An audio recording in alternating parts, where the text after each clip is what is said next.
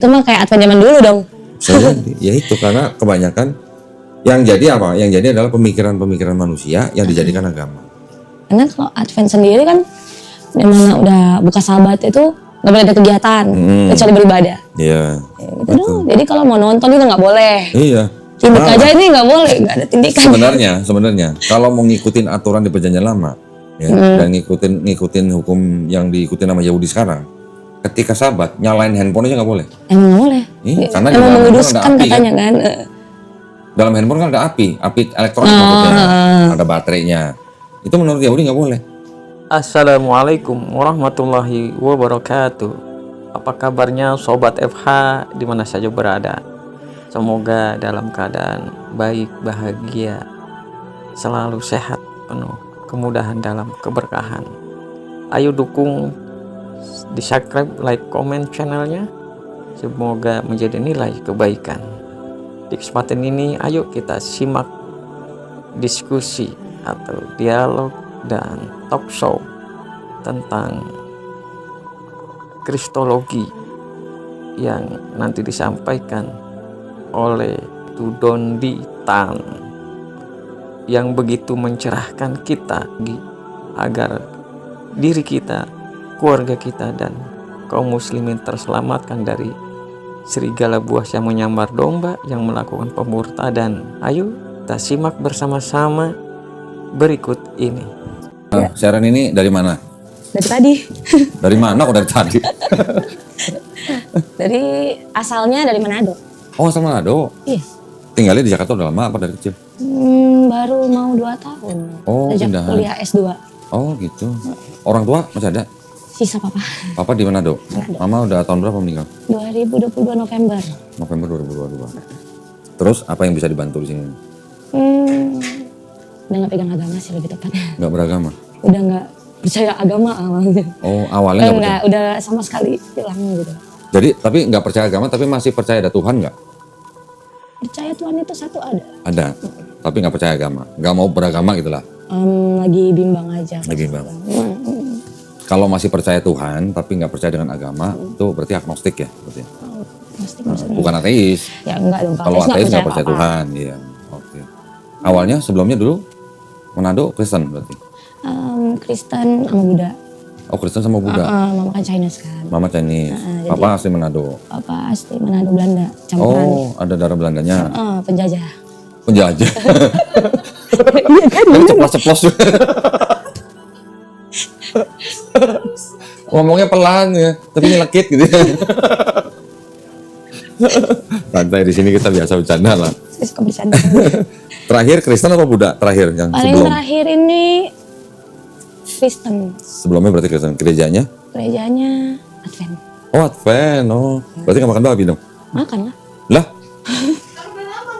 Iya, terakhir juga Enggak, waktu Advent masuk nggak tahun makan baru doang. Nggak, waktu Advent kan nggak boleh makan babi. Sekarang makan. Makan. Oh, aduh. Enak sih ya. Kita kan Manado kan mayoritas kan Kristen Protestan kan. Jadi babi semua tuh di sana murah gitu. Iya.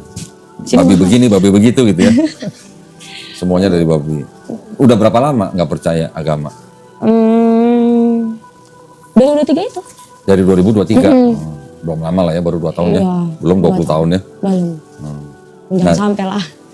Terus ceritanya jadi Sharon kesini mau diskusi atau mau gimana? Aku memang pengen syahadat. Pengen sadar. Iya. Alhamdulillah. Karena kan Dipaksa sama siapa? nggak ada yang maksa. Nggak ada maksa. Alhamdulillah. Emang udah dari 2022 itu mulai bimbang kan. Duh, aku tuh udah nggak pegang agama kayak gitu-gitu kan. Teman-teman juga bang, udah sih balik aja ke asalnya katanya. Asalnya apa? Buddha apa Kristen? Apa? Ke tanah. Oh, balik ke tanah. Maksudnya ya ke Islam lah. Oh. Teman-temannya teman-teman Muslim itu. Oke, terus? Terus ya udah kayak gitu kan belajar, diajarin lah ini nih. Kalau mau ntar diajarin katanya kan. Kalau mau belajar dulu, mending masuk dulu katanya di belajar. Ya. Udah kemarin juga sempat ngomong ke dosen di kampus mau mualaf. Terus kata dosennya? Dia seneng banget dengernya karena dia salah satu dosen, cuma dia aja yang Islam di kampusku. Oh gitu. Kampusnya apa sih kalau boleh tahu? UPH. Oh UPH. Oh itu UPH tuh. Oh ya? Itu lulusan UPH tuh. Iya, aku S2 di Semanggi. Iya. Karawaci Oh, dia. Karawaci ya. Ngambil apa sih? Magister hukum. Hukum. Hukum. Oh, oke. Hukum 2 tahun ya berarti ya? 1 tahun setengah. Setahun. Berarti itu yang ikut apa? Apa? Yang ujian buat pengacara itu apa? Oh, aku nggak ambil Nggak ambil. advokat. Advokat nggak ambil. Enggak. Terus menjadi apa? Notaris? Hanya jadi kayak papa aja. Apa? Papanya apa? Guru. Hah? Guru. Guru. Oh. Kuliah hukum jadi guru. Dosen. Dosen. Kan dosen kan itu guru. Guru juga. Iya. Iya kan bener kan? Ngomong sama dia nggak boleh titik dulu, harus ada komanya nih. Iya. Kalau nggak ada koma. Nah, waktu pengen tahunya gini saya. Ya. Dulu Kristen, ketika menjadi yang tidak percaya agama tuh kenapa? Kenapa Kalau ya? boleh tahu. Soalnya aku tuh nggak percaya. Jadi nggak percaya tuh karena case om aku sendiri sih. Case om aku sendiri. Oke. Kasus di gereja atau gimana? Enggak. Jadi dia itu guru besar, profesor. Oh, di Manado. Apa di Jakarta? Baru pindah ke Manado sih 2 tahun setelah dia bercerai. Jadi dia dulu kan seorang mualaf juga. Oh, omnya mualaf dulunya? Oke, terus? Terus dia itu setelah bercerai selama 30 tahun menikah, dia balik lagi ke Kristen. Oh. Terus nanya dong, iseng nanya kan, kok bisa pindah lagi, kan udah haji. Udah naik haji? Makanya dia cuma bilang, ya kalau gak cocok gimana? Nggak cocoknya kok masih udah punya 3 anak, 30 tahun nikah kayak gitu kan. Itu bukan alasan yang logis gitu. Yeah. Nah, gak apa-apa katanya Tuhan Yesus menerima. Oh. Orang yang Udah naik haji masih bisa balik Kristen. Dari situ Sharon ngelihatnya gimana? Seolah-olah kalau aku pindah agama gimana ya kayak gitu kan. Tambah lagi kan om aku kan itu dulunya Advent kan. Nah, balik lagi dia ke Advent. Oke. Ya, kalau dilihat dari sisi hukum, ya orang bebas memilih agama apa aja di Indonesia. Iya sih, benar. Tapi kalau mau seperti Sharon gara-gara ngeliat begitu terus jadi orang nggak beragama, kenapa cuman gara-gara omnya begitu terus jadi nggak percaya agama? Karena aku juga dari kecil tuh kayak nggak beragama. Emang nggak beribadah kali? Mulai SMP Oh. udah mengenal warnet lah kayak gitu-gitu kan. Jadi ini anak kebanyakan main di warnet jadi nggak beragama ya. Jadi hari Minggu bukan ke gereja ke warnet Sabtu gitu ya? kan Advent. Oh Sabtu. Sabtu. Tapi waktu 2019 itu aktif banget ke Klenteng. Oh, oke. Sampai Klenteng 2021 kan tahu sebenarnya. Oh tahu. Kan di KTP nggak bisa tulis tahu. Iya. Jadi ya. Udah terus. Iya, jadi ikut-ikut terus sama mereka teman-teman. Cuma ya kembali lagi gitu. Bimbang. Aduh, kayaknya nggak lagi deh kayak Berarti gitu. cukup lama ya? Gitu ya? Udah lama. Oh, nah terus tiba-tiba sekarang Sharon bilang mau syahadat, mau masuk Islam. Apa yang bikin Sharon mau masuk Islam gitu? Aku kan suka nontonin Kodondi. Nonton dulu. Jadi perdebatan yang agama lah gitu kan. Terus yang terakhir aku nonton tuh yang Advent ada kan yang si Kenny itu. Oke nih ya. Kan nonton 2 kali tuh yang sebelum sama sesudahnya kan. Yang akhirnya dia mualaf. Di situ aja udah kelihatan banget tuh Kodondi udah ngejelasin kan. Banyak kesalahan di Alkitab begini. Aku pas aku cek juga bener juga ya. Begitu. Jadi aku masih kalau di Advent sih sebenarnya lebih ke Allah kan dibanding Yesus gitu kan. Jadi aku lebih percaya Allah dibanding Yesus sebenarnya. Advent itu sebenarnya mereka mau kembali ke Yahudi. Cuman karena tekanan, gua nggak tahu ya, ada yang bilang tekanan politik, tekanan apalah pada zamannya itu, mereka tetap nggak bisa ninggalin Trinitasnya.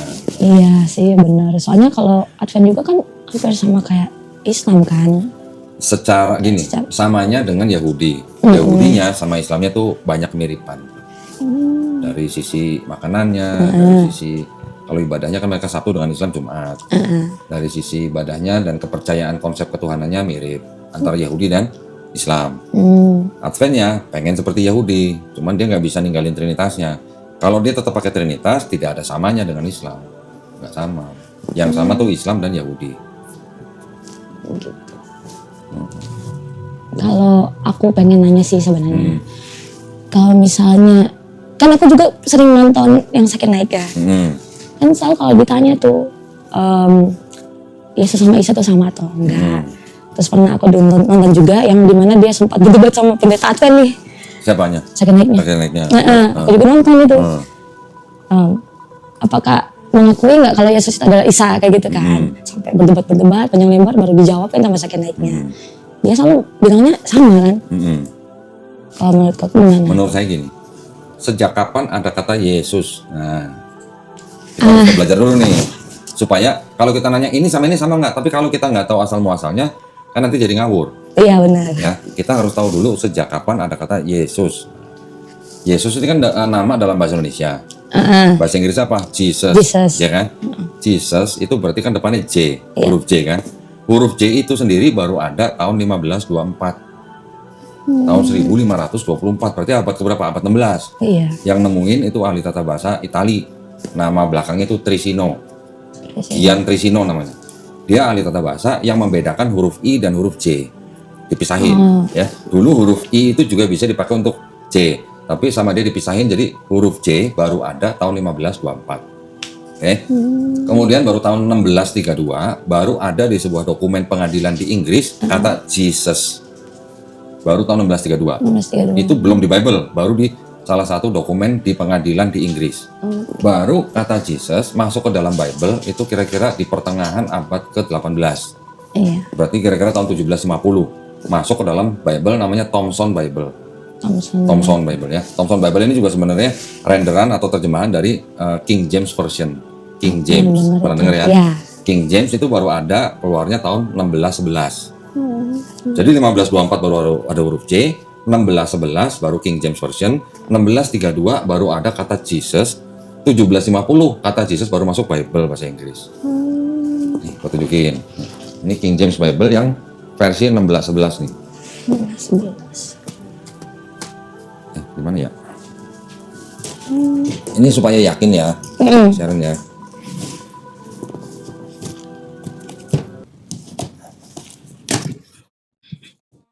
Ini versi cetak ulang ya, bukan versi aslinya. Iya. Ini King James Version 1611. Iya. Di sini belum pakai kata Jesus, belum ada. Itu ya? Ini Matthew. Ya, ini Gospel Matius nih. Oh ya. Di sini ada kata apa nih? Yesus. Ya kan? Masih pakai I kan, belum J kan? Belum dipisah antara huruf I dan huruf J. Jadi di King James Version belum ada kata Jesus. Dia masih pakai kata Isus. Isus itu dari apa? Dari huruf dari bahasa Latin atau bahasa Yunani gitu. Nah, sekarang orangnya yang disebut dengan Jesus atau Isa itu nama aslinya dalam bahasa Aramaik itu Iso dalam bahasa Aramaik. Orang yang berbahasa Arab ngomongnya Isa. Orang berbahasa Ibrani ngomongnya Yesua. Oh ya. Ya kan? Orang berbahasa Yunani, orang Romawi ini yang menjajah orang Yahudi pada saat itu nyebutnya Pak Isus gitu. Karena mereka punya kebiasaan kalau nama orang di belakang itu pakai us. Paulus, Saulus, Petrus, Matius kayak gitulah. Jadi orang Romawi nyebutnya Isus, orang Ibrani nyebutnya Yesua, orang Aramaik nyebutnya Isau, orang Arab nyebutnya Isa. Orangnya sama, orangnya satu orang, cuma diceritakan berbeda antara Kristen dan Islam. Kristen menceritakan bahwa Isa lahir dari Maria, dia disalib, bangkit hari ketiga, ya kan? Terus diangkat. Islam menceritakan lahir dari perawan Maryam, lahirnya di bawah pohon kurma, terus kemudian dia berdakwah. Sebelum disalib, dia sudah diangkat. Jadi Isa atau Nabi Isa alaihissalam di Islam tidak dibunuh dan tidak disalib. Jadi orangnya sama nih. Iya, tapi beda versi ya. Nah, sekarang Kristen dan Islam sama-sama percaya bahwa orang ini Yesus atau Isa ini akan turun lagi kan? Kita pikir pakai logika sederhana aja. Kalau dia turun lagi, kita sebut Yesus gitu, bakal nengok nggak dia? Enggak. Karena namanya dia bukan Yesus. Namanya dia tuh Isau atau Isa dalam bahasa Arabnya. Jadi orang atau profil atau sosoknya sama. Cuman perspektifnya Kristen dan perspektifnya Islam beda. Ini buktinya. Belum ada kata Jesus tahun 1611. Ini asli ini ya. Ini versinya. Ya, versinya cetakan 1611. Ini kan mungkin di scan ya. Ini kan bentuknya dia begini. Ada cetak. Nih kayak begini nih bentukannya. Ini masih zaman dulu banget. Zaman dulu ya? Zaman dulu memang modelnya begini gitu. Zaman dulu aja udah kayak Romawi banget gitu. Iya. Ya ini memang ya kan ini produk Inggris. Kan agama Kristen juga kan memang disebarkan melalui Romawi. Iya. Menyebar. Ini aja belum ada kata Jesus. Gitu. Iya. Mudah-mudahan menjawab pertanyaannya Sharon. Kebangkitan, kenaikan Isa Al-Masih kan hari raya itu hari raya Kristen kan? Iya, betul. Orang Islam kan tidak mempercayai Nabi Isa AS disalib dan dibunuh. Diangkatnya ketika sebelum peristiwa penyaliban. Kalau Kristen percayanya Yesus itu sudah disalib, bangkit hari ketiga. Makanya dibilang kenaikan, ya kenaikan yang dimaksud itu kenaikan Yesus. Karena Islam tidak mempercayai Yesus naik setelah disalib. Jadi kalau namanya hari raya wafat Isa Al-Masih atau hari raya kenaikan Isa Al-Masih itu hari rayanya Kristen, bukan hari rayanya Islam. Iya. Jadi sebenarnya orang Kristen pun mengakui bahwa Yesus itu sama dengan Isa. Oh, gereja maksudnya, ya, gereja. Buktinya apa? Ada gereja namanya Gereja Isa Al-Masih. Iya, tahu. Pernah lihat? Tahu. Di internet banyak. Terus gue juga punya Bible gini nih Sharon. Ini Bible-nya orang Kristen nih.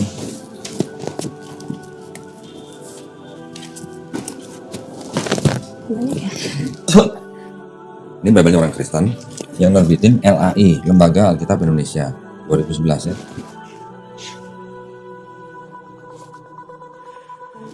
Di sini sebutnya siapa? Isa Al-Masih. Isa Al-Masih. Huruf Arabnya ya di depan ya? Ini, Iya. ini judulnya apa nih? Terjemahan 1912 dalam huruf Arab. Oh. Ini untuk di ayat yang tadi ini Yahya atau Yohanes 5 ayat 24. Terjemahan dalam huruf Arabnya begini. Tapi di sini yang disebutkan Yesus itu dengan sebutan Isa Al-Masih. Iya. Ini sama-sama LAI ini. Itu kan Matius ya. Oh, dia dari Matius sampai mana ya? Ini Matius juga nih. Ini Matius sampai Wahyu.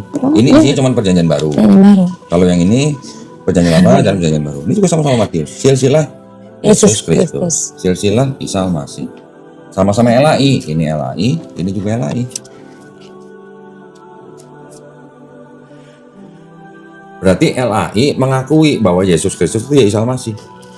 Iya, karena aku kalau kayak tanggal merah kan Isa Al-Masih. Iya, tapi sekarang udah diganti.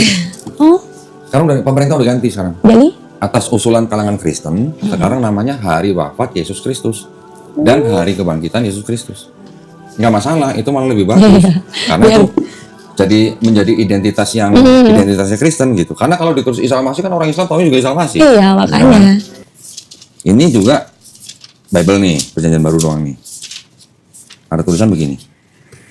Ini penerbitnya sama, Lembaga Alkitab Indonesia 2004 nih. Di sini ada tulisan apa? Yesus Kristus, Yesus Sang Mesias dalam kurung Isa Al-Masih. Isa Al-Masih. LAI mengakui Yesus itu Isa Al-Masih. Gereja ada namanya Gereja Isa Al-Masih. Ya kan? Iya. Aku kadang bingung kan kalau libur dulu zaman sekolah. Isa Al-Masih. Oh, Islam ya. Enggak, Kristen. Kan Advent kan. Jadi Advent sendiri kan nggak merayakan apapun. Hanya pergantian tahun aja kan. Jadi kayak Paskah gitu-gitu nggak ngerayain. Natal juga nggak ngerayain karena emang ada bilang Yesus lahir tanggal 25. Yang menentukan Yesus disebut lahir 25 Desember itu bukan Bible.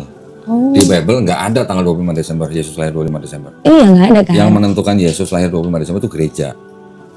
Gereja waktu awal-awal gitu lah, abad-abad awal. Iya, soalnya kalau Paskah, Kenapa? Yesus meninggalnya di bulan apa? Kalau meninggalnya dianggapnya kira-kira di bulan April. Itu perhitungan manusianya. Ya. April atau Maret ya, lupa saya. 25 Maret kalau nggak salah. Kira-kira di bulan Maret lah. Jadi, karena Yesus meninggalnya 25 Maret, makanya itu dianggap Yesus dibuahi di kandungan ibunya juga 25 Maret. 25 Maret nih. Tambah kandungan wanita kan mengandung 9 bulan. 25 Maret tambah 9 bulan, ketemunya 25 Desember.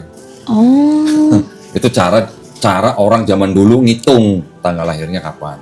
Kalau Nabi Muhammad ada tanggal lahirnya atau gimana? Ada. Nabi Muhammad SAW itu menurut tradisi yang kuat lahirnya 12 Rabiul Awal. Tapi tahunnya disebutnya tahun gajah. Rabiul Awal itu bulan apa tuh? Rabiul Awal itu kalau di Masehi bulan apa? Cari. Coba cari. Rabiul Awal itu di Masehinya bulan apa? Itu gampang kok di Google juga pasti keluar.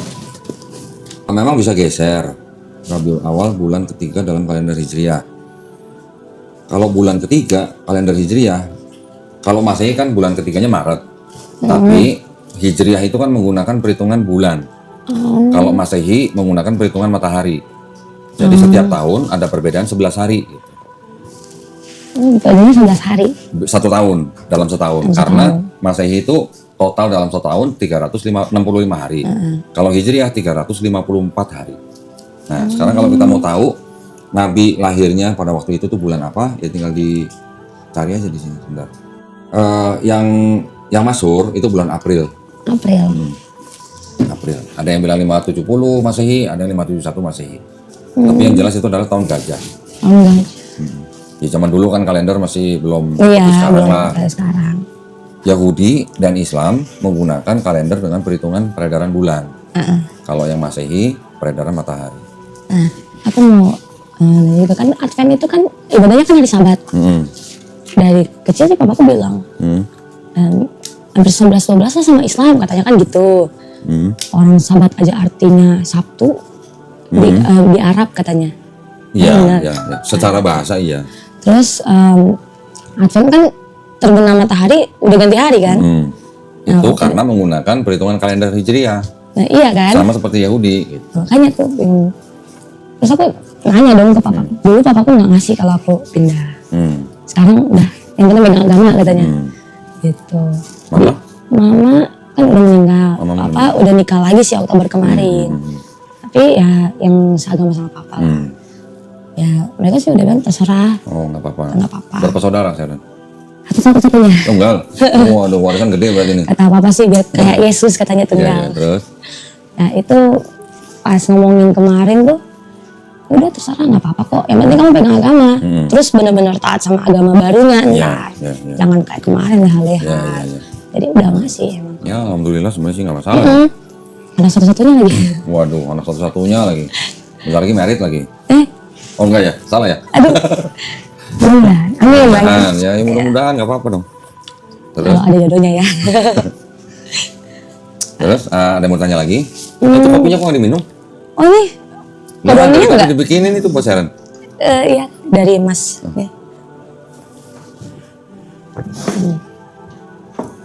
Ini isinya rengginang bukan? Banyak yang nanya isinya kue apa rengginang gitu. Oh itu yang kongguan. Ini isinya kue beneran. Itu dimasukin sekarang. Dibungkus aja ntar ya kok. Dibungkus aja ntar. Oh dibungkus? Nah bungkusin mas. Minta dibungkusin kue gitu. Hitung aja berapa ntar. Nah aku juga gini kok. Aku tuh nggak pernah berjodoh sama orang yang seagama dari dulu. Oke. Jadi kalau aku pacaran sama orang yang beragama Islam, kok merasa cocok banget gitu. Gitu. Udah berapa kali? Sekali. Tapi udah makan tahun gitu. Oke. Kira-kira 10 kali gitu. Sampai mamanya lihat kan, kata Teki, kok masih muda? Ya kan belum ini, kata aku belum diproses juga, sabar tuh. Oh, udah kenal nih sama calon mertua. Udah, cuman ya dia juga anak laki-laki satu-satunya kan, jadi dari dulu juga tanya yang ngalah siapa. Kalau aku kan terserah gitu. Karena nggak beragama jadi harus ngalah. Iya terserah. Jadi dia bilang di mana-mana istri ikut suami ya kan, calon ikut ini. Tapi kalau di Kristen kenapa perempuan yang laki-laki yang harus ikut? Di Kristen? Di Alkitab. Suami ikut siapa? Iya. Kan ada setiap orang nikah gitu kan ada yang mempelai laki itu meninggalkan orang tuanya dan mengikuti. Ayat itu maksudnya begini, laki-laki akan meninggalkan orang tuanya dan menjadi satu daging dengan istrinya. Bukan laki-laki ngikut istrinya, menjadi satu daging, artinya menikah. Kalau di Islam sebaliknya berarti? Enggak, itu sih sebenarnya nggak salah. Di Islam itu kalau pernikahan, tetap yang namanya istri itu harus patuh dan tunduk kepada suaminya. Iya. Tapi si suaminya ini bertanggung jawab atas surga neraka-nya istri. Jadi ibadahnya istri itu juga tanggung jawab suami. Jadi surga di telapak kaki suami juga. Bukan di telapak kaki. Kalau di telapak kaki gimana ya, kesannya kan jadi kayak ke ibu. Iya. Bukan. Kalau yang di Islam itu suami itu bertanggung jawab, artinya bertanggung jawab tuh dia yang harus bisa membina si istri untuk bisa beribadah dengan baik gitu. Karena istri suami dalam Islam itu kan menjadi imam bagi istrinya. Iya. Ya, imam itu kepalanya. Iya. Tapi gini juga, suami di dalam Islam itu selain bertanggung jawab ibadahnya istri, itu juga bertanggung jawab dengan apa? Sandang, pangan, papan. Oh, bisa Artinya apa? Ya rumah. Ya kalau sandang apa? Sandang berarti pakaian. Pangan berarti kan makanan. Papan berarti rumah. Bukan berarti harus punya rumah. Ngontrak pun juga apa? Itu namanya tanggung jawab. Tapi yang pangan ini berarti yang sediain makanan itu sebenarnya seharusnya suami. Yang menyediakan makanan. Mungkin kalau sampai harus beli sayur di pasar, sampai masak, itu sebenarnya tanggung jawab suami. Oh gitu? Kalau di Islam. Aduh. Oh waduh. Sama ini masakin buat pacar sih. Bukan enak begitu. Tapi maksudnya gini, kalau sampai si istri mau memasak untuk suaminya, itu sebenarnya istri yang sedang bersedekah untuk suaminya. Oh. Konsepnya begitu. Kalau masih pacaran, masuk nggak sedekahnya? Enggak. Ya kalau sedekahnya itu bukan sedekah dalam konteks suami istri. Oh iya. Ya. Di Islam begitu konsepnya. Terus aku mau nanya, di Al-Quran itu ada perubahan-perubahan nggak kayak Alkitab gitu? Perubahan maksudnya terjemahan atau penulisan atau gimana? Iya, maksudnya dirubah teks aslinya atau terjemahannya? Iya, kayak teks asli lah. Teks aslinya itu dari awal Quran ditulis sampai sekarang teks aslinya tidak ada perubahan. Oh, murni asli. Iya, teks aslinya ya dalam bahasa Arab. Kalau terjemahan itu bisa berubah.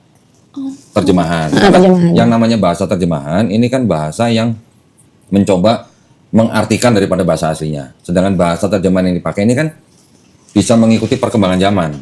Iya. Ya, jadi terjemahan itu adalah pilihan kata-kata dari orang yang mencoba mengartikan teks aslinya. Kalau penerjemahan bisa berubah, tapi berubahnya hanya dalam batasan pilihan kata-katanya gitu. Tapi kalau teks Arabnya nggak pernah berubah. Iya, karena kan katanya kalau sekali beda gitu kan berubah lagi semua kayak gitu. Gini, kalau teks bahasa Arabnya itu kan disebut dengan huruf hijaiyah ya. Huruf hijaiyah itu dia kalau yang orang memang lahir di keluarga yang bangsa Arab, berbahasa Arab, dia bisa membaca itu kan dari kecil. Tapi kalau kayak kita misalnya orang yang baru udah dewasa, baru mau belajar bahasa Arab, kita kan tahu yang namanya vokal. A, I, U, E, O gitu kan. Juga ada panjang pendeknya. Nah, untuk bisa mengetahui huruf ini vokalnya apa, itu nanti dikasih tanda baca. Tanda baca itu namanya harokat. Ya, seperti huruf Ibrani juga. Ibrani juga yang dulu klasik tidak ada tanda baca. Yang bisa baca orang-orang dari orang Yahudi. Tapi ketika orang luar mau baca, sama orang Yahudi kalau mau baca nih dikasih tanda baca. Kalau tandanya begini bunyinya A, tanda begini bunyinya U gitu misalnya. Begitu juga yang teks bahasa Arab. Nah, tanda baca itu kalau yang di Quran di beberapa negara itu ada yang tanda bacanya berbeda. Ya kayak Cina ya. Iya, kalau Cina kan juga satu nadanya, kata 4 nada kan. Iya. Satu nada ini kan artinya bisa beda-beda. Iya benar. Arab juga begitu, ada tanda baca untuk menentukan vokal dan panjang pendeknya. Gitu. Nah, perbedaan di dalam mushaf Quran di beda negara itu disebabkan karena adanya perbedaan dialek. Nah, Manado kan? Gue Jawa nih misalnya nih, ada orang Sunda misalnya nih. Orang Sunda, kita mungkin sering dengar, orang Sunda nggak bisa ngomong F gitu. F. Ya, mereka ngomongnya apa? P. Nanti mereka jawabnya apa? Enggak, itu fitnah gitu. Iya benar. Benar? Nah, kira-kira begitu. Lidah orang kan beda-beda. Iya. Orang Jepang ngomong bahasa Inggris sama orang Indonesia ngomong bahasa Inggris juga pelafalannya juga kadang-kadang beda. Iya, Jepang kan nggak bisa L ya. Nah, gitu. Jadi kira-kira bacaan Quran di beda negara yang dialeknya beda, mereka menggunakan tanda baca yang berbeda karena dialeknya beda. Itu disebut dengan variasi bacaan. Kalau Bible nggak usah Kalau Quran di mana-mana total semuanya 114 surat. Ya, surat itu yang surat Al-Fatihah, Al-Baqarah, banyak ya. Maryam itu kan nama suratnya. Total semuanya 114 surat. Quran di seluruh dunia semua sama 114 surat. Nggak ada yang kurang ya? Nggak ada yang kurang. Nah, kalau Bible tergantung denominasi apa. Kalau ini Protestan 66 surat. Ya, kan juga pakai ini sih. Nah, yang ini punya Katolik 73 surat. Iya, Katolik sama Kristen Protestan kok bisa beda kok? Nah, yang Katolik dia punya 7 surat yang tidak diterima oleh Protestan. 7 surat itu namanya surat-surat Deuterokanonika. Ya, surat-surat itu dianggap oleh Protestan tidak diilhami oleh Roh Kudus gitu ya. Dianggapnya begitu. Ya, ini Protestan 66 surat. Katolik 73 surat. Ini ada Kristen Ortodok 78 surat. Lebih banyak lagi. Lebih banyak lagi. Yang ini ada lagi Kristen Ethiopia 81 surat. Aduh, Ini. aku baru pertama kali dengar sih ini. Lah ini ada. Tapi Tuhannya sama. Ya, kalau yang Ethiopia, Ortodok, Katolik, dan Protestan itu mereka sama-sama disebut dengan golongan Trinitarian. Oh, Trinitarian mereka menyembah Tuhan yang sama, Tuhan yang Trinitas. Gitu. aku baru tahu loh ada kayak gini. Ini 81, Beda lagi ya? 81 buku gitu, atau surat. Lebih banyak lagi nih. Ya, jadi yang Ortodok menolak menolak 3 dari Ethiopia, yang Katolik menolak 5 dari Ortodok, yang Protestan menolak 7 dari Katolik. Oh, Kalau Quran di mana-mana semua total sama 114 surat. iya ya. Jadi kalau di Quran itu ada variasi bacaan. Kalau di Bible itu ada variasi teks namanya. Sebentar kok, ini berarti yang mana duluan dari semuanya? Semuanya mengambil dari sumber-sumber yang boleh dikatakan sama, tapi tinggal pengakuan dari masing-masing denominasi ini mengakui nggak bahwa surat-surat itu memang surat-surat yang diwahyukan atau diilhami Roh Kudus. Kalau ini kenapa dia ini minta ngurangin? Nah, berarti kalau di sini 81, di sini kan beda 3 nih. Mereka menolak yang 3 itu sebagai bagian daripada kitab mereka. Kenapa? Karena dianggapnya itu tidak diilhami oleh Roh Kudus gitu. Atau bisa juga tidak memiliki nilai historis gitu. Oh, Kira-kira gitu. Atau tidak ya itulah tidak diilhami oleh Roh Kudus lah. ini bukan Imam Bonjol ya. Ini gambar Yesus ini. Itu gambar Yesus itu. Mungkin beda sama yang kita Iya. lihat gitu. Kalau- Ini Ortodok. Kalau di Advent sendiri sih setahu aku mau dimanapun juga nggak ada yang namanya gambar Maria, gambar Yesus itu nggak ada. Advent. Jadi kalau ngeliatin kayak gereja Protestan, Iya. Katolik kan makin hari kok Yesusnya makin berbeda. Jujur aja sih, Nih. karena kan dulu Ini adalah kelompok dalam Kristen. aku udah Perpecahan. sampai aku sempat pause dulu, nyari dulu di Google Lens kan. Ini ini apa ya? Nah ini, Iya, udah segini lihat aku. banyak, ini aja belum mencakup semua. Iya, aku lihat Advent aja udah jauh banget itu. Iya, Advent aja kan udah pecahan dari Protestan. Itu pun sudah pecahan-pecahan lagi sampai ada Advent. Advent aja pecah. Untuk sebagian yang kayak kiri kanannya dari Advent itu kebanyakan di negara mana? Amerika. Amerika. Oh, Amerika. Dari Amerika tuh banyak banget denominasi baru. banyak banget ya. Sampai tahun berapa terakhir? Wah, kalau terakhirnya mah ini sampai ada 1977 tuh. 77. Iya. Ada yang 2009 tuh. Kristen apa? Ini Kristen namanya Grace Communion International. Yang ini Universal Church of the Kingdom of God.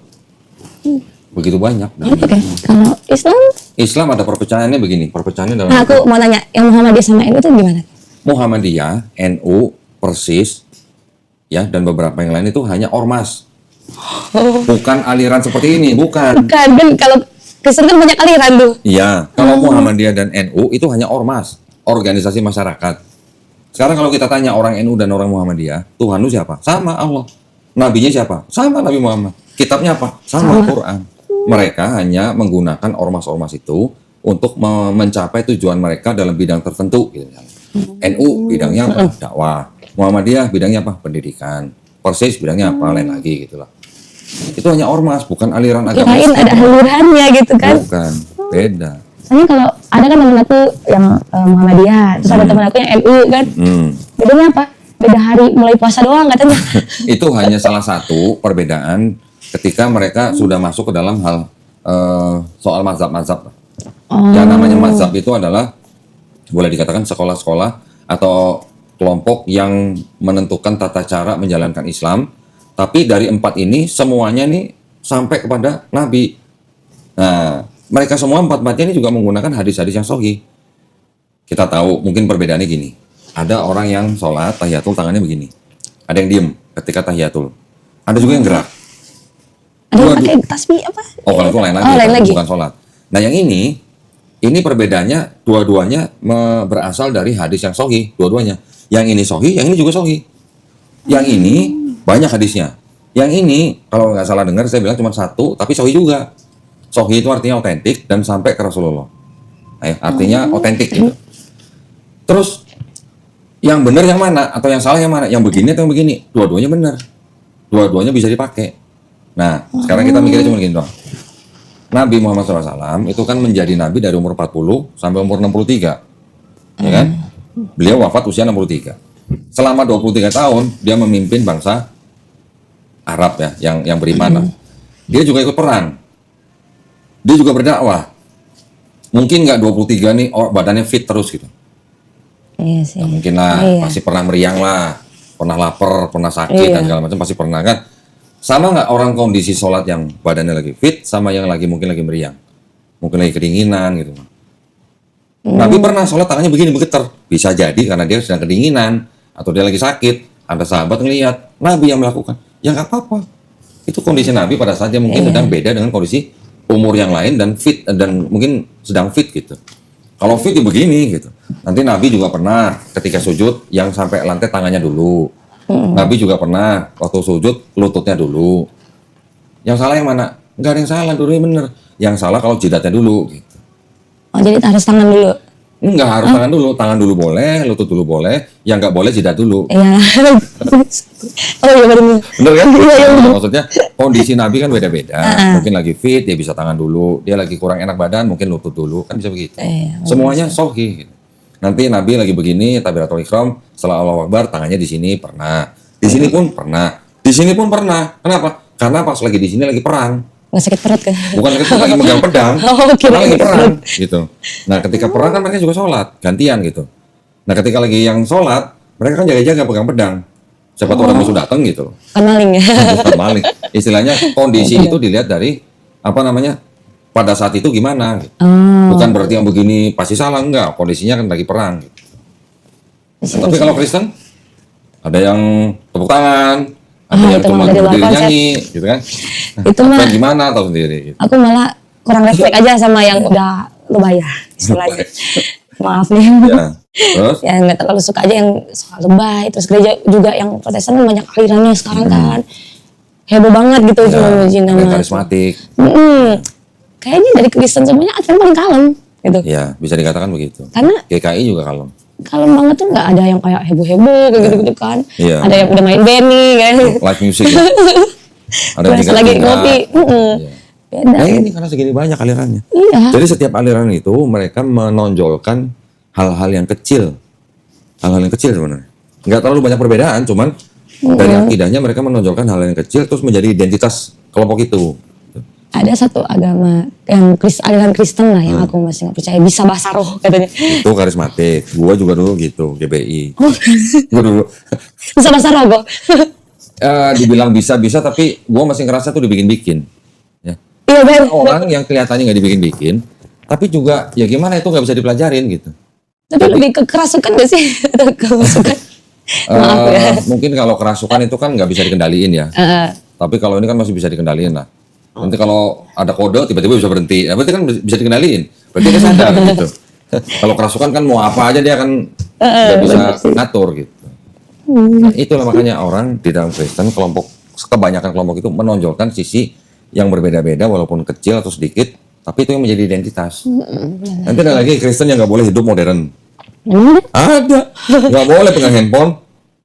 Ada Kristen begitu. Itu mah kayak Advent zaman dulu dong. Bisa jadi, ya itu karena kebanyakan yang jadi apa? Yang jadi adalah pemikiran-pemikiran manusia yang dijadikan agama. Karena kalau Advent sendiri kan, dimana udah buka Sabat itu nggak boleh ada kegiatan kecuali beribadah. Iya. Ya, gitu dong. Jadi kalau mau nonton itu nggak boleh. Iya. Tindik aja ini nggak boleh, nggak ada tindikan. Sebenarnya kalau mau ngikutin aturan di Perjanjian Lama, ya, dan ngikutin hukum yang diikutin sama Yahudi sekarang, ketika Sabat nyalain handphone aja nggak boleh. Emang nggak boleh. Iya, karena emang menguduskan katanya kan. Dalam handphone kan ada api elektronik maksudnya, ada baterainya. Itu menurut Yahudi nggak boleh. Sampai begitu. Alkitab di handphone juga nggak boleh. Ya kalau handphonenya nyala berarti ada apinya gitu. Berarti harus punya yang begini buat baca kalau hari Sabat. Iya. Tapi kan kemarin aku baru tahu dari podcastnya Kodoni yang ada TB1 sama TB2. Saking udah lama banget nggak baca Alkitab. Nah, ini TB1, ini TB2. Pas aku nonton podcast yang sama si Kenny itu. Iya, ini TB1, ini TB2, sama-sama yang lain. Kenapa bisa dibikin perubahan terjemahan sih? Perubahan ini terjemahan baru edisi 2. Kalau ini cuma terjemahan baru. Iya. Penerjemahan yang beda. Iya, aku kemarin lihat yang di podcast. Serius udah beda. Aku aja udah nggak tahu. Saya tunjukin. Bisa beda. Terus kemarin sempat agak ketawa juga. Ada Zeus di Alkitab baru tahu dari gue. Oh, Zeus kisah para rasul. Sama Jupiter. Nah, itu tuh mantul semua. Ini sama-sama LAI loh, gitu ya. Iya, kenapa gitu enggak? Penerbit yang beda loh. Kok labil? Maaf nih. Nih, coba dibaca. Ini ya, 2 Tawarik, pasal 22 kan? Pasal 2 nih. Ini juga nih, 2 Tawarik, pasal 22 ayat 2. Coba dibaca. Ya beda ya. Yang ini yang kedua ya. Ini itu TB2, itu bawah TB1. Ini lalu penduduk Yerusalem. Yang kuning-kuning. Iya sih ya. Ini juga dari awal juga udah beda. Ini kan lalu ini langsung penduduk Ya, gitu. tapi kan mungkin gini, walaupun kata-katanya beda, tapi kalau maknanya artinya sama nggak apa-apa. Oke. Kan namanya terjemahan nih. Iya. Tapi yang kuning coba baca. Kalau yang TB1 ini Ahasia berumur 42 tahun pada waktu Yang ini berapa? yang menjadi raja. 22 tahun. Ini 42 tahun, ini 22 tahun. Ini dapat diskon atau gimana? Beda 20. Paket muda lah ya. Dapat diskon, Paket dapat muda. diskon. Kayaknya ke Korea nih. Iya ya, kok bisa gitu? Kayaknya harus baca kuntul kayaknya. Aduh, Oh, baca kuntul. aku baru lihat sih kalau yang ini. Kalau yang ini udah lihat belum? Apa tuh? Ah, bentar maksudnya. Ini apa? Ini sama-sama LAI loh. Alkitab juga? Nah, iya, ini LAI, ini dua-duanya juga LAI. Banyak ya? Itu. Alkitab paling umum kayaknya ini sih. Nih. LAI bukan? 1970. 70. Bukan ya. Ulangan pasal berapa? 14. Ini kan 14 nih. Ayat 18 sobat. Itu udah Kenapa? lucu aja. Ya nggak usah keluar suara lah, dalam hati aja lah. Oke. Ini juga LAI ini. Ya kan? Lembaga Alkitab Indonesia tahun 58. Bapakku baru lahir itu. Wih, baru lahir tua dong. Bapakku udah lahir ya. Ulangan nih. Sama-sama ulangan. Pasal 14. Yang ini apa, ini apa? Emang boleh dibaca ini? Ini nggak usah bersuara. Iya sih. Ya? Sama-sama LAI. Kalau yang di yang lain? Yang lain sekarang, kita lihat aja sekarang jadi apa. Kita lihat sekarang jadi apa. Ulangan 14. Sekarang jadi burung ranggung dan bangau menurut jenisnya. Bangau. Yang TB1. Kalau bangau sama kuntul sebenarnya ada bedanya sebenarnya. Kuntul kan lebih kecil dari bangau. Oh. Kuntul sejenis bangau tapi lebih kecil dari bangau. Ya itu sih hanya masalah bahasa ya. Kalau yang tadi ini sih bukan beda arti lah. Tapi kalau yang 42 tahun sama 22 tahun. Iya sih, makanya. Kok bisa jadi berubah ya? Itu karena mereka memang mengikuti manuskrip yang berbeda juga.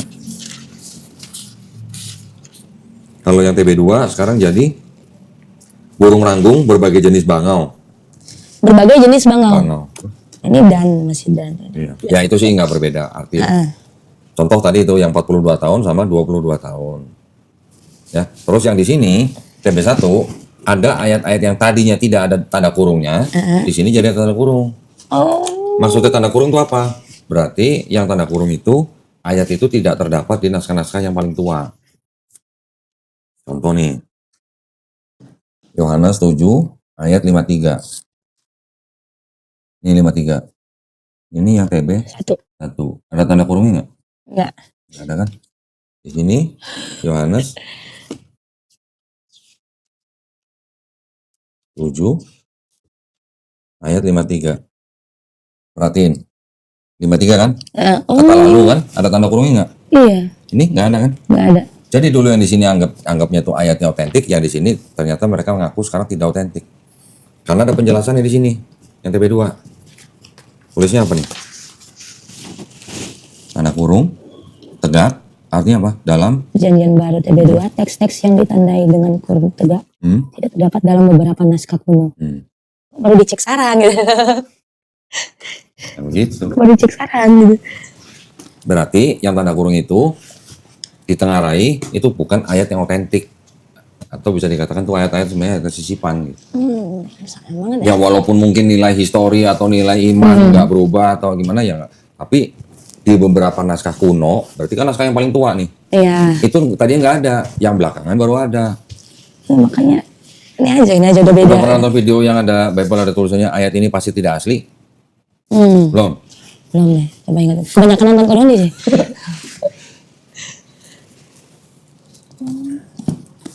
Mana Bible-nya? Oh ini. Sama ini sih. Sekarang gini, Advent walaupun mengikuti Perjanjian Lama. Perjanjian Lama, tapi kan tetap percaya Trinitas. Ya kan? Iya, saya tahu. Pakai mikir-mikir lah. Di seluruh Bible, yang ayat yang mengajarkan konsep Trinitas, tahu nggak di ayat apa? Apa?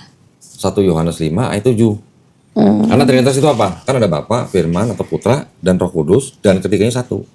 Itu kan konsep Trinitas kan? Roh Kudus. Ya kan? Udah kelamaan gak gereja soalnya. Iya, 2 tahun. Ini Bible, nih depan ini, Kitab Suci Katolik. Tidak untuk Diperdagangkan. Dengan catatan dan pengetahuan lengkap. 2009 dipersembahkan kepada siapa? Umat Katolik Indonesia oleh siapa? Direktorat Jenderal Bimbingan Masyarakat Katolik. Departemen apa? Agama Republik Indonesia. Resmi nggak? Resmi. Harus resmi dong. Ya, ini ada cap sama tanda. Nah, ya. Satu-satunya ayat yang mengajarkan konsep Trinitas cuman ada di 1 Yohanes pasal 5 ayat 7 nih, tolong dibaca. Sebab ada 3 yang memberi kesaksian, ada tanda kurungnya juga ya, di dalam surga, Bapa, Firman, dan Roh Kudus. Dan ketiganya adalah satu. Nah, benar kan? Bapa, Firman, Roh Kudus, dan ketiga satu, kan ini konsep Trinitas. Yang ada dalam tanda kurung itu, ada keterangannya nih, ayat 7-8 di dalam surga sampai di bumi, keterangan apa tuh? Bagian ayat ini tidak terdapat dalam naskah-naskah Yunani yang paling tua dan tidak pula dalam terjemahan-terjemahan kuno, bahkan tidak dalam naskah-naskah paling baik dari Vulgata. Terus? Bagian ini kiranya aslinya sebuah catatan di pinggir halaman salah satu naskah terjemahan Latin yang kemudian disisipkan ke dalam naskah-naskah oleh penyalin dan akhirnya bahkan disisipkan ke dalam beberapa naskah Yunani. Karenanya bagian ini tidak pasti asli. Karenanya apa? Karenanya bagian ini tidak pasti asli. Tidak pasti asli. Baca lagi coba. Karenanya? Karenanya bagian ini pasti tidak asli. Yang ini pasti tidak asli. Tapi sama-sama yang kitab Katolik itu. Sama. Tetap ada sih. Ayat-ayatnya sama, cuman keterangannya beda mungkin. Ini nggak ada keterangannya berarti ya? Catatan kakinya mungkin beda. Gimana? Berarti udah bisa ganti doa nggak? Gini ya. Oh ini. Coba kita lihat catatan kakinya apa di sini. Oh, kalau Katolik ada footnote-nya? Nggak semuanya ada, tapi apa namanya ya? Sebentar, ayat 7. Di sini nggak dijelaskan per ayat nih.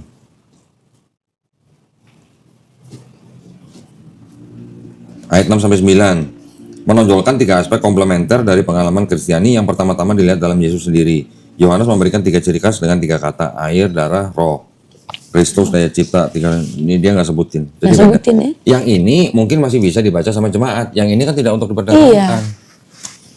Gitu. Ini untuk khusus-khusus kayak Kodoni berarti. Ini nggak bakal ada di toko buku. Ini tebel banget soalnya. Karena ada catatan kakinya. Iya sih. Setiap ayat dia kan ada komentarnya. Udah bisa bikin tesis ini mah. Iya. Tesis. Tuh, hampir setiap ayat ada keterangannya. Iya, bagus lah. Kristen ya. Alkitab maksudnya. Ya, yang di Protestan, yang di TB ini, yang 66 ini, ya sama dengan 66 yang di sini. Oh. Sama. Kenapa selalu ada peta di belakangnya? Ya, itu cuma buat menggambarkan dulu penyebaran agama yang mana aja. Oh, baru tahu deh penyebaran. Kirain. Oke. Iya. Silakan yang lain tanyanya apa lagi? Ini kan banyak banget ya aliran-alirannya ya. Kalau Islam itu nggak ada ya. Gini, kalau di Islam, ini dari pandangan akademis ya. Akademis. Kalau akademis memandang Islam itu ada 2 kelompok Islam. Yang pertama Sunni dan Syiah. Yang Syiah yang biasa. Oke. Yang disebut Syiah ini apa? Yang disebut Syiah ini ya, kalau dari kalangan Sunni, sebagian besar ulama mengatakan bahwa Syiah ini bukan Islam. Iya, kenapa tuh? Kenapa? Sebagian besar pendapatnya mengatakan apa? Karena mereka melaknat para sahabat Nabi. Nah, sebenarnya Syiah itu timbul karena politik, bukan karena akidah. Gitu. Mereka juga tetap percaya kepada Allah Subhanahu Wa Taala, mereka percaya kepada Nabi Muhammad SAW. Cuman mereka bilang Quran yang dipakai sekarang itu Quran KW. Katanya. Yang asli belum turun katanya. Nanti yang asli mau turun, tapi sementara nunggu turun mereka juga pakai yang KW gitu. Menurut mereka, gitu ya. Menurut mereka, makanya sebagian besar, hampir semuanya lah, ulama dari kalangan Sunni menyebut Syiah bukan Islam. Tapi kan Quran. Walaupun iman mereka juga sama gitu. Quran kan ini sama Nabi Muhammad kan? Iya, diterima. Terus emang kalau misalnya mereka pakai yang KW, emang menurut orang Syiah, Qurannya orang Sunni itu Quran KW gitu. Jadi kalau misalnya nanti bakal datang gitu, TB2 gitu. TB2. Itu kan versinya Syiah. Kalau Sunni yang menganggap Quran itu udah final gitu. Sampai kiamat ya yang dijaga itu, yang sekarang kita pegang gitu Quran. Oh, alasan aku udah dengar Syiah itu kayak bisa menikahkan beda agama gitu ya katanya. Syiah? Apa dengan kalau salah Syiah satu menikahkan beda agama saya belum pernah dengar. Tapi kalau Syiah mereka melegalkan mut'ah. Tahu mut'ah? Pernikahan sementara. Oh. Pernikahan sementaranya berapa lama? Bisa ada yang cuma 1 jam, bisa ada yang 2 jam gitu. Hanya untuk berhubungan badan. Loh. Nah, itu di Syiah ada begitu. Di Sunni kita sudah nggak ada yang namanya mut'ah, itu nggak boleh. Gitu. Karena sering aku dengar tuh ada yang ustadz terkenal lah. Habib apa ustadz ya dia maksudnya? Kenapa ngomong apa? Boleh nikah beda agama. Habib? Ada siapa sih yang kulitnya hitam banget? Siapa? Yang terkenal itu loh. Gak apa-apa sebut aja nanti. Aku lupa namanya, itu namanya memang lupa. Kalau ada Habib yang mengaku Muslim terus bilang boleh nikah beda agama, ya dia berarti nggak tahu Qurannya. Berarti dia nggak tahu agamanya. Penasaran jadinya, nggak bisa kalau nggak penasaran ya. Nggak bakal marah kan orangnya? Ya nanti kita cut aja. Kita potong nanti. Ini aja deh, aku tunjukin. Biar kepengen. Habib Jafar. Aku pernah nonton ininya. Dia bilang boleh nikah boleh. Iya, aku pernah lihat di ini. Di apa? Reels IG. Pernah lihat gitu. Gue sih nggak pernah nonton ya. Gue sih nggak pernah nonton. Tapi kalau di Islam tuh nggak boleh nikah. Nggak boleh kan? Iya. Udah deh. Emang kalau Kristen boleh nikah beda agama? Kalau Kristen boleh nggak? Kalau Advent sih maunya yang seagama lah, kayak gitu kan? Ya secara umum. Yang secara umum Kristen atau Katolik boleh nggak nikah beda agama? Kristen sama Katolik kan bersama sebenarnya. Ya. Iya, maksudnya di luar itu. Kalau Kristen sama Protestan sama Katolik nikah mungkin nggak masalah. Tapi di luar Katolik boleh nggak? Nggak boleh sih. Boleh. Menurut Bible-nya nggak boleh. Iya. Ada ayatnya nih. Ya. Menurut Bible-nya nggak boleh. Cuman sama gereja apa ya namanya, dikasih dispensasi. Nih. Ini hijau. Janganlah kamu merupakan pasangan yang tidak seimbang dengan orang-orang yang tak percaya. Sebab persamaan apakah terdapat antara kebenaran dan kedurhakaan. Ini kan ada tafsirnya juga, ya. Tafsirnya nih. Di dalam tafsirnya dia ngomong apa? Jangankan untuk menikah, untuk berteman karib aja nggak boleh. Mitra usaha nggak boleh. Golongan rahasia nggak boleh. Berkencan nggak boleh. Menikah juga nggak boleh. Kitabnya yang ngomong nggak boleh. Tapi gereja membolehkan dengan persyaratan. Persyaratannya apa? Yang Katolik atau yang Protestan harus tetap Katolik atau Protestan. Kalau punya anak harus masuk Katolik atau Protestan. Iyalah, kalau Islam kan nggak mungkin kan. Ya kalau siapa tahu ya kan kayak aku ntar. Ya orang Islam juga ada mungkin yang melanggar Qurannya, ada yang nikah dengan orang beda agama. Ya itu berarti dia nggak tahu agamanya gitu aja. Iya, benar sih. Aku pernah dengar aja itu yang bisa nikah beda agama kan. Wah, terus aku bilang dong ke itu. Bisa nih. Gue ngirim kan ke dia reelsnya. Nggak boleh. Ada di Quran surat Al-Baqarah ayat 221. Bunyinya begini.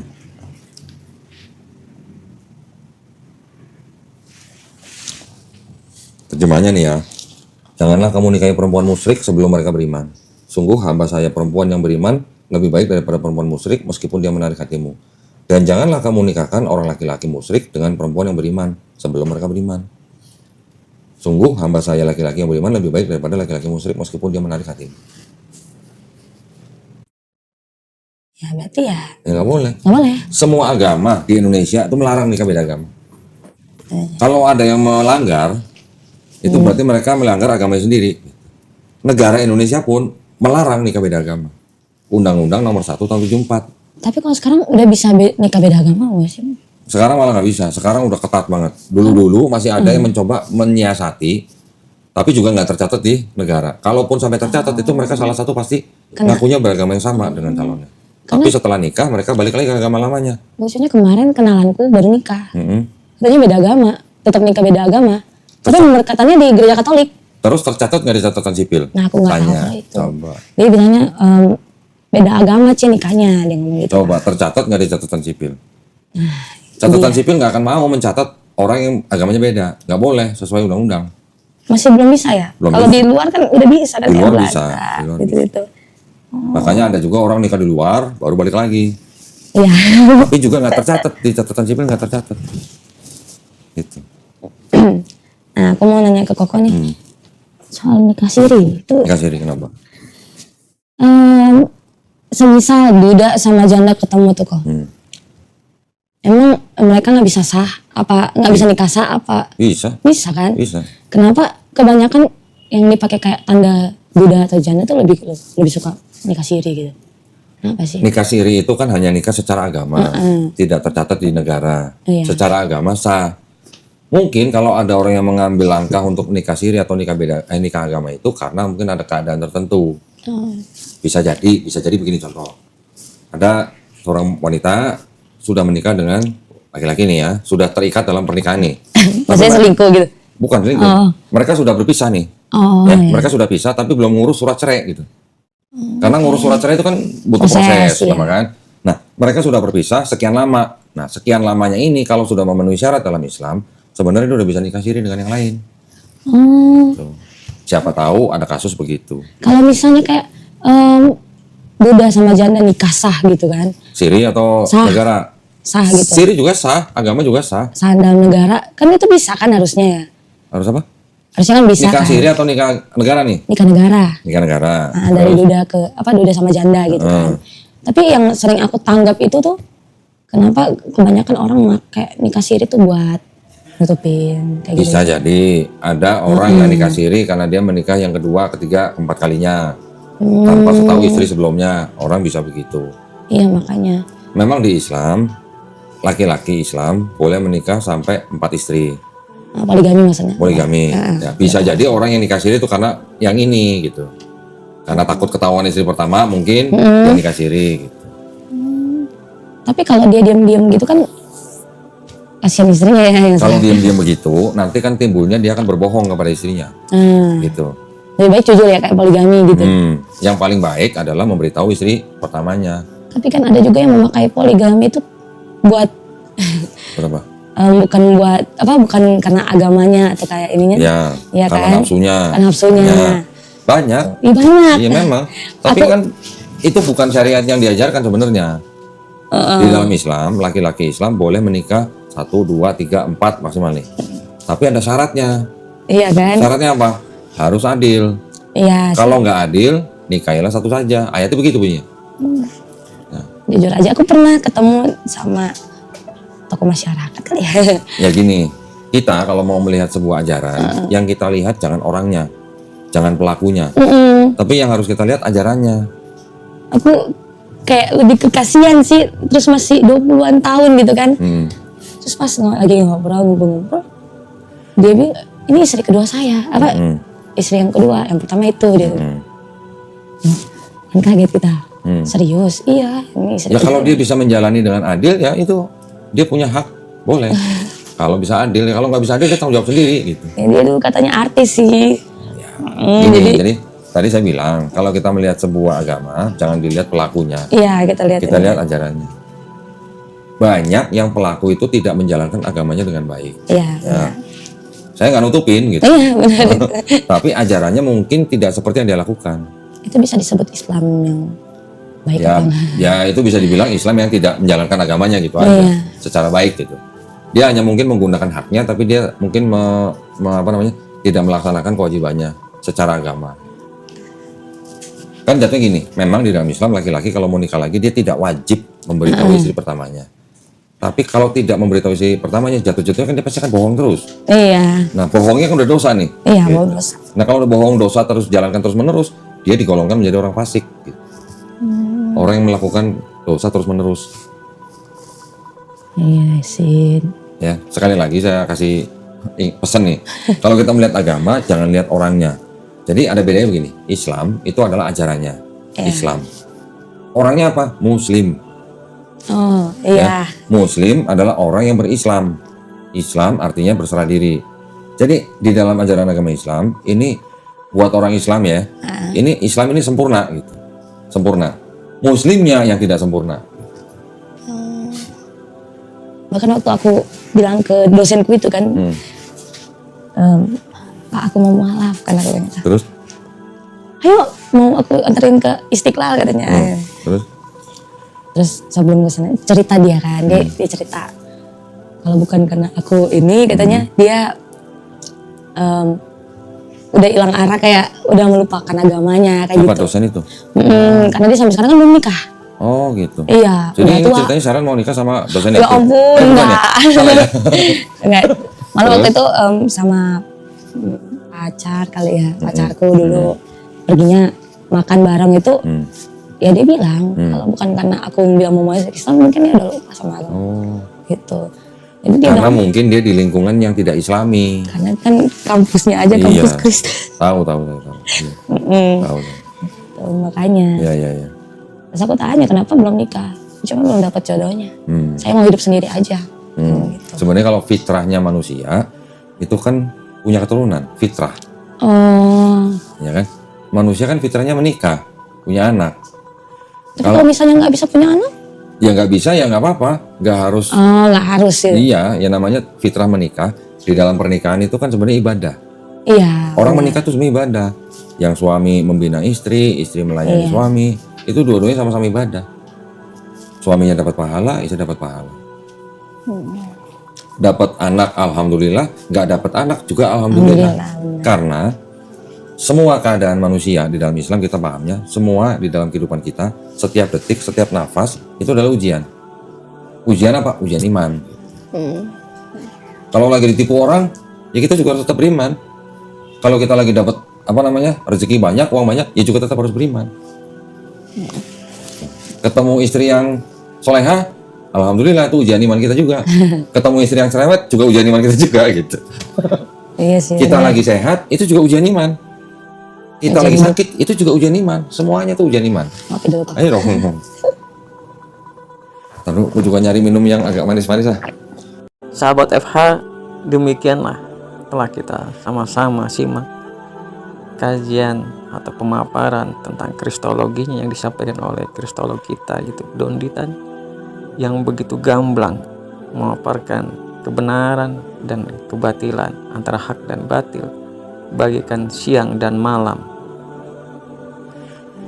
Semoga menambah literasi kita, meluaskan cakrawala berpikir kita dalam kehidupan ini, menguatkan keimanan dan ketakwaan kita, dan dapat menjaga diri kita, keluarga kita, dan masyarakat kaum muslimin daripada pemurtadan yang dilakukan oleh para misionaris.